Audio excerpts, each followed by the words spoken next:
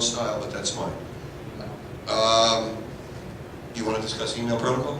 Well, that's a board thing.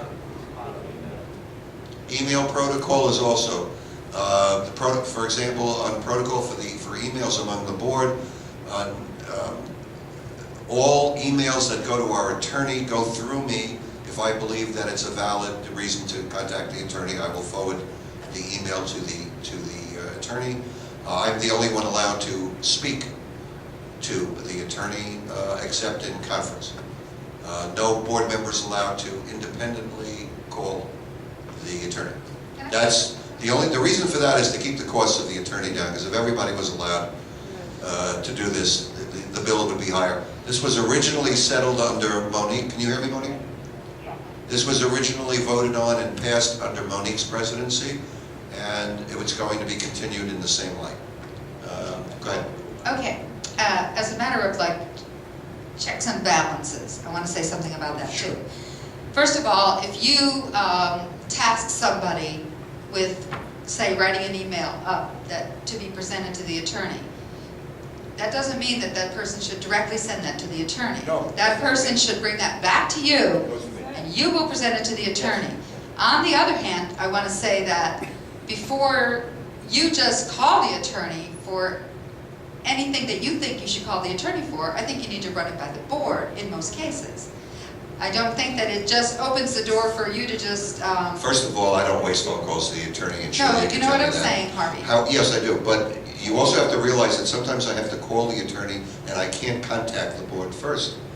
And this is the way it's been, this is the way the board voted on it with Monique. And one of the reasons that you vote for a president is because you have faith and trust in that president.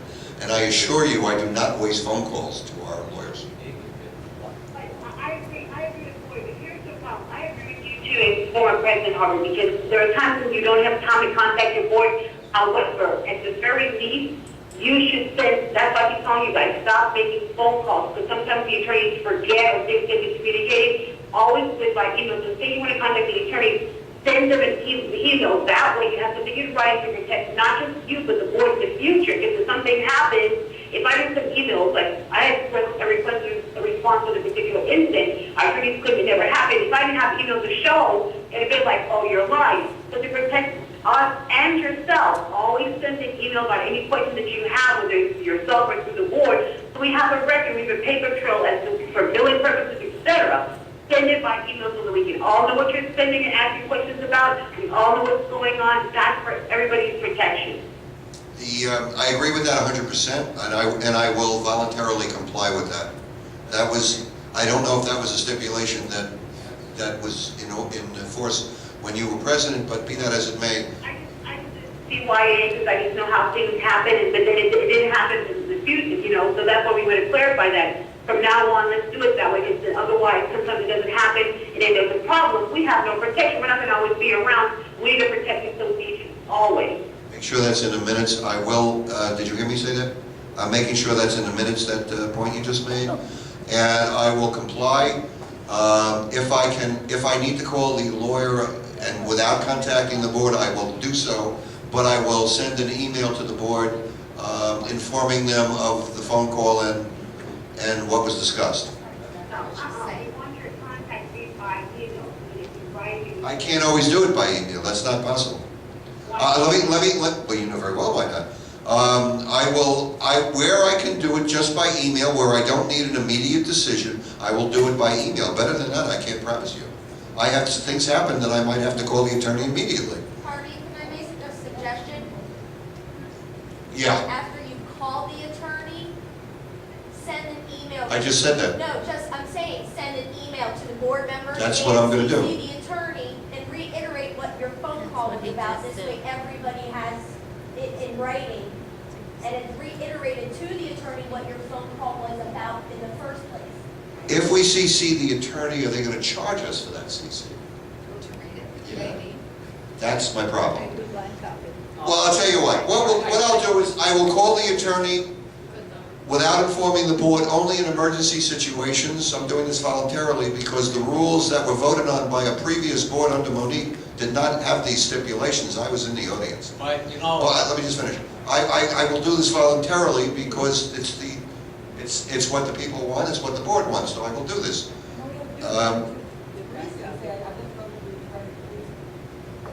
All right, I had occasion to call the attorney today for a couple of minutes. I never stay on the phone long. But I will only call the attorney when I have, without doing email, only when I have absolutely no choice. And when I do that, I will immediately send an email to the board. And where I can, I will contact the attorney by email with CCing the entire board. Is there anything that I left out? no, that's fair, because we seen what happened before when we gave absolute power to some one person to contact the lawyers. And I know I discussed with you before you became president that the thing is, at least run it by one officer or one other person. I have never called the attorney that Shirley No, I'm not was with me. saying I'm just that. telling you. Or Lori was with. I actually had to. It's not that I don't trust anybody, but we got bit in the butt before because of this, and I don't want to see it happen again. And what you're saying is you're going to send an email out after. I will comply. Then that is fine. I will comply. I have no problem doing I can that. agree with that. But you have to allow me a certain leeway for emergencies. Sometimes I must call, but I will send an email as soon as that call is over. All right, we're running out of time. We have 45 minutes left. Okay, so let's move on. We didn't really settle anything with pets, except what I would like to say is to spread the word, and we have to start saying there's a pet in building 3, in apartment so-and-so. We have to start doing that. If we don't do that, this community is going to, without an official vote, turn into a pet community. I assure you of that. That's your opinion. No, it isn't my opinion. My next door neighbor threatened to get a pet if we don't do it, and I'm sure that's not an isolated case. And Walter, with all due respect, I understand from what point you're coming from, and I don't want to embarrass you, but your point is well taken. I'm moving on. Everybody see me moving on? Old business, I will entertain for the first old business, the Building 2's reduction. Let me just say what's happening. Monique, can you hear me? Yes, I can hear. Okay, I was in touch with Vishnu today. Vishnu said that Monique needs to make in conjunction with him, needs to make a proposal to the board. This is not, whenever this is done, it will be retroactive to April 1st. So this is not a delay. You won't be losing any money. But Vishnu said that the proper way to do this, Monique, is for you and your other building, Carolina, your other building director, to make a proposal to the board. First, go over it with the treasurer and/or Vishnu. I think Lori, however, has something to add to this. I'm sorry, there's no proposal necessary. This is what our accountant said to do. Housing day is what it is in the budget, and it needs to be done. There's no need for any proposal, any more delays. It's common math and calculation.